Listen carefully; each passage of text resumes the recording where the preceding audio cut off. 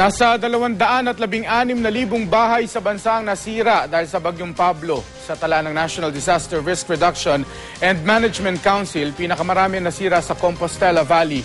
Umabot yan sa mahigit 38,000. Ngayong magbabagong taon, pinipilit ang mga biktima ng bagyo sa bayan ng Moncayo na bumangon at magsimulang muli.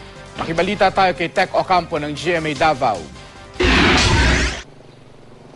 3 linggo na ang nakaraan mula nang salantay ng Bagyong Pablo ang Moncayo, Compostela Valley. Sinira ng bagyo ang maraming bahay matapos magkasa ang baha. Wala nagawa ang mga residente. Sa evacuation center sila tumuloy at doon na rin nagpasko. Isa sa mga nawala ng bahay ang pamilya ni Elmer Ngoho. Kasagaran rin sa amo, daghang walay mga balay. Walay mga balay pero wala gyud mga atop ba. Ya, mag-ulan, mag-shower gyud magabi diya sa lang balay. Nalisod po gawa po tubig. Muna nga agwantar gyud tama sa mahimo o way kurente. Pero ngayong bagong taon, magsisimula na raw silang bumangon. Itinatayo na niyang muli ang kanilang bahay gamit ang mga inanod na troso.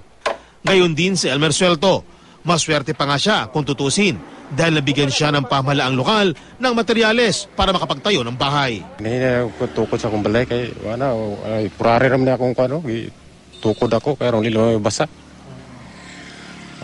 Kuan ba? Repair na ako kay kuan naman akong balay. Sa tala ng MDRRMC Moncayo, 9,000 pamilya ang kailangang ipagpatayo ng bahay. Wala pa rito ang nasira ring pasilidad ng gobyerno gaya ng gym at police station. Kakailanganin nga raw ng 31.2 million pesos para ma-rehabilitate ang buong bayan. Kaya naman, umapila ng tulong ang lokal na pamahalaan ng Moncayo. Dili dyan na mo na makaya.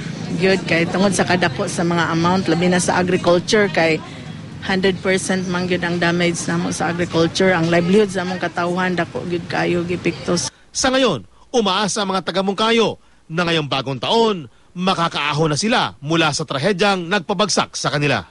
Tech Ocampo, Nagbabalita, Pilipinas.